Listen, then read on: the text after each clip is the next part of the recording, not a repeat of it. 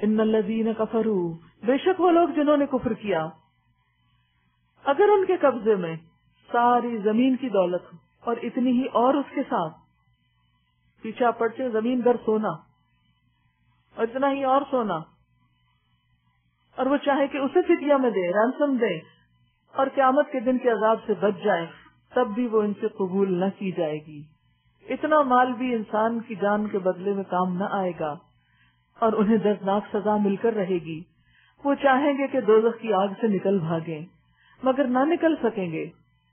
اور انہیں قائم رہنے والا عذاب دیا جائے گا۔ اور چور، خواہ عورت ہو یا مرد، دونوں کے ہاتھ کاٹ دو، یہ ان کی کمائی کا بدلہ ہے، اور اللہ کی طرف سے عبرتناک سزا، کیونکہ جب ایک چور کے ہاتھ کٹ جائیں گے نا تو بہت سے لوگ چوری سے باز آ جائیں گے، بہت سے لوگ بچ جائیں گے، محفوظ ہو جائیں گے۔ لیکن اگر انسانوں کی ہمدردیاں مظلوم کے ساتھ نہیں چور کے ساتھ ہو تو اس معاشرے میں کبھی خیر نہیں ہو سکتی، کیونکہ بہت سے لوگ اس سزا کو ظالمانہ بتاتے ہیں کہ یہ انسانی حقوق کے خلاف ہے۔ تو کیا انسانی حقوق چور کے ہی ہیں؟ باقی لوگوں کے کوئی نہیں انسانی حقوق کہ ان کے مال اور جان کی حفاظت ہو؟ واللہ عزیز حکیم، اللہ کی قدرت سب پر غالب ہے، وہ غالب ہے، حکمت والا ہے۔ فمن تاب من بعد ظلمه واصلح فان اللہ یتوب علیہ، پھر جو ظلم کرنے کے بعد توبہ کرے اور اپنی اصلاح کرے تو اللہ کی نظر عنایت پھر اس پر مائل ہو جائے گی۔ اللہ بہت درگزر کرنے والا اور رحم فرمانے والا ہے۔ کیا تم جانتے نہیں ہو کہ اللہ زمین اور آسمانوں کی سلطنت کا مالک ہے؟ وہ معاف بھی کر سکتا ہے۔ کچھ مذاہب کے اندر ہے نا کہ اللہ معاف نہیں کر سکتا، اس کے لیے کیا ہے کہ پھر کوئی رینسم دیا جائے، اور وہ رینسم کیا ہے کہ ایک پیغمبر کو قتل کر کے اس کا خون ہمارے کام آ جائے اور وہ ہمارے گناہوں کا کفارہ ہو جائے۔ فرمایا نہیں، اللہ خود معاف کر سکتا ہے، اس کو کسی کو معاف کرنے کے لیے کسی اور کو مارنے کی ضرورت نہیں۔ الم تعلم ان اللہ لہ ملک السماوات والارض، کیا تم جانتے نہیں ہو کہ اللہ زمین اور آسمانوں کی سلطنت کا مالک ہے، جسے چاہے سزا دے اور جسے چاہے معاف کر دے، وہ ہر چیز کا اختیار رکھتا ہے۔ یا ایھا الرسول لا يحزنك الذين يسارعون في الكفر، اے پیغمبر تمہارے لیے باعث رنج نہ ہو وہ لوگ جو کفر کی راہ میں بڑی تیزیاں دکھا رہے ہیں، ہاں وہ ان میں سے ہوں جو منہ سے کہتے ہیں ایمان لائے مگر دل ان کے ایمان نہیں لائے، منافق، یا ان میں سے ہوں جو یہودی بن گئے، جن کا حال یہ ہے کہ جھوٹ کے لیے کان لگاتے ہیں اور دوسرے لوگوں کی خاطر جو تمہارے پاس کبھی نہیں آئے سن گن لیتے پھرتے ہیں۔ جھوٹ کے لیے کان لگاتے ہیں یعنی جاسوس بن کر آتے ہیں، اور نبی صلی اللہ علیہ وسلم کی مجلسوں میں آ کر کوئی راز کی بات کان پڑے تو آپ کے دشمنوں کو پہنچانا چاہتے ہیں، یا پھر یہ کہ جھوٹے الزامات عائد کرنے کے لیے میٹر اکٹھا کرتے رہتے ہیں، یعنی آپ کی مجلس میں حق کے لیے اور ہدایت طلب کرنے کے لیے نہیں آتے، ایسی باتیں چننے کے لیے آتے ہیں کہ جن کو آپ ہی کے خلاف استعمال کیا جا سکے اور آپ کے مشن کو نقصان پہنچایا جائے۔ سماعون للکذب، کیونکہ جب ایک انسان جھوٹ بولتا ہے، مثلا دین کے بارے میں کوئی جھوٹی بات کرتا ہے یا کسی دینی شخصیت کے بارے میں جھوٹی بات کرتا ہے اور وہ ہوتی جھوٹ ہے، تھوڑے عرصے بعد لوگوں کو پتہ چل جاتا ہے کہ جھوٹ کا، لیکن جس نے جھوٹا الزام لگایا ہوتا ہے وہ باز نہیں آتا، وہ پھر کیا کرتا ہے، مزید کچھ باتیں چنتا ہے، کچھ اور ریسرچ کرتا ہے تاکہ پھر کچھ اور نقطہ نکال کے اس کو بدنام کیا اور بدنام کیا جائے، اور پھر وہ تحقیق اور ریسرچ کے نام پر آپ کی مجلس میں آ کے آپ کی بات سن کے اس میں سے کوئی بات اٹھا کے اس کو آؤٹ آف کانٹیکسٹ آپ کے خلاف کوٹ کریں گے۔ یہی کام اس دور میں ہو رہا تھا اور یہی آج بھی ہوتا ہے۔ 100 اچھی باتیں کسی کو نظر نہیں آتی، سنائی نہیں دیتی، اور ایک بات جو کسی کی مرضی کے خلاف جا رہی ہو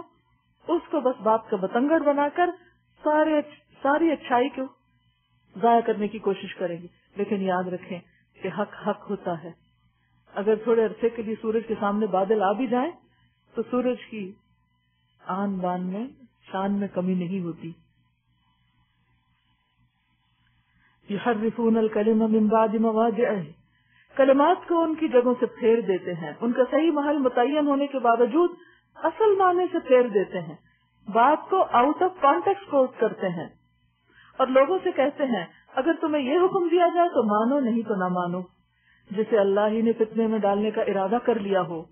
اس کو اللہ کی گرفت سے بچانے کے لیے تم کچھ نہیں کر سکتے۔ یہ وہ لوگ ہیں جن کے دلوں کو اللہ نے پاک کرنا نہ چاہا، ان کو حق نظر آتا ہے لیکن نہیں مانتے، سنائی دیتا ہے نہیں سمجھتے۔ ان کے لیے دنیا میں رسوائی ہے اور آخرت میں سخت سزا ہے، یہ جھوٹ سننے والے اور حرام کے مال کھانے والے ہیں۔ لہٰذا اگر یہ تمہارے پاس اپنے مقدمات لے کر آئیں تو تمہیں اختیار دیا جاتا ہے کہ چاہو ان کا فیصلہ کرو ورنہ انکار کر دو، یہ تمہارا کچھ نہیں بگاڑ سکتے، اور فیصلہ کرو تو پھر ٹھیک ٹھیک انصاف کے ساتھ کرو کہ اللہ انصاف کرنے والوں کو پسند کرتا ہے۔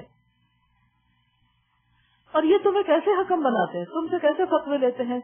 سوال کر کے جواب مانگتے ہیں، جبکہ ان کے پاس تورات موجود ہے جس میں اللہ کا حکم لکھا ہوا ہے، اور پھر یہ اس سے منہ موڑ رہے ہیں۔ اصل بات یہ ہے کہ یہ لوگ ایمان ہی نہیں رکھتے۔ ہم نے تورات نازل کی جس میں ہدایت اور روشنی تھی، سارے نبی جو مسلم تھے اسی کے مطابق ان یہودی بن جانے والوں کے معاملات کا فیصلہ کرتے تھے، اور اسی طرح ربانی اور احبار بھی اسی پر فیصلے کا دار و مدار رکھتے تھے،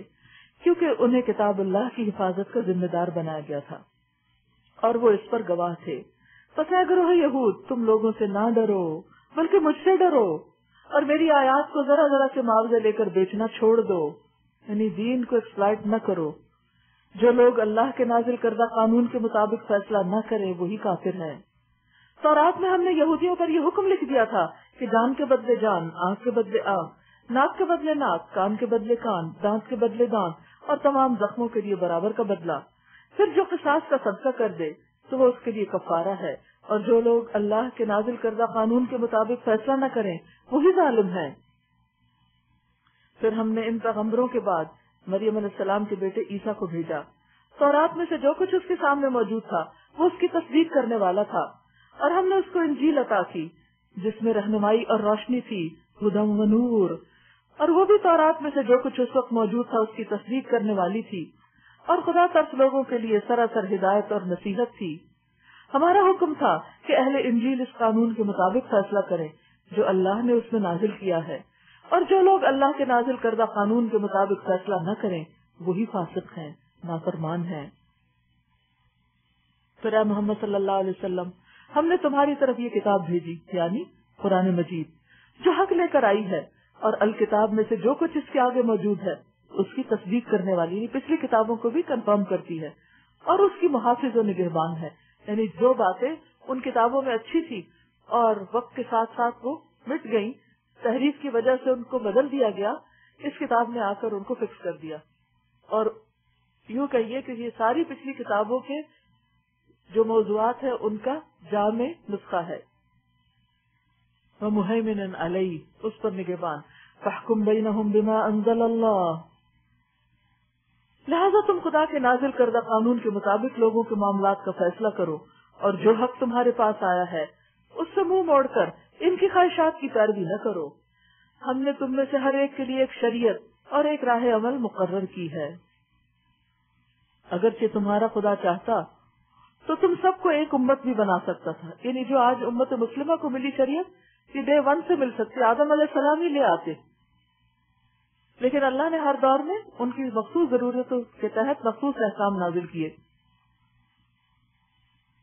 لیکن اس نے یہ اس لیے کیا کہ جو کچھ اس نے تم لوگوں کو دیا ہے اس میں تمہاری آزمائش کرے،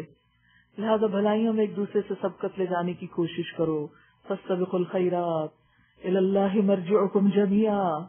آخر کار تم سب کو خدا کی طرف پلٹ کر جانا ہے۔ وَيُنَبِّئُكُم بِمَا كُنتُمْ فِيهِ تَخْتَلِفُونَ، پھر وہ تمہیں اصل حقیقت بتا دے گا جس میں تم اختلاف کرتے رہے ہو۔ بس اے محمد صلی اللہ علیہ وسلم، تم اللہ کے نازل کردہ قانون کے مطابق ان لوگوں کے معاملات کا فیصلہ کرو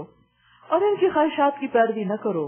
ہوشیار رہو کہ یہ لوگ تم کو فتنے میں ڈال کر اس ہدایت سے ذرا برابر منحرف نہ کرنے پائیں جو خدا نے تمہاری طرف نازل کی ہے۔ پھر یہ اگر اس سے منہ موڑیں تو جان لو کہ اللہ نے ان کے بعض گناہوں کی پاداش میں ان کو مبتلا مصیبت کرنے کا ارادہ ہی کر لیا ہے. انما یرید اللہ ان یصیبہم ببعض ذنوبہم، تو گناہوں کی سزا آخرت میں تو ملے گی، لیکن بسا اوقات انسان کو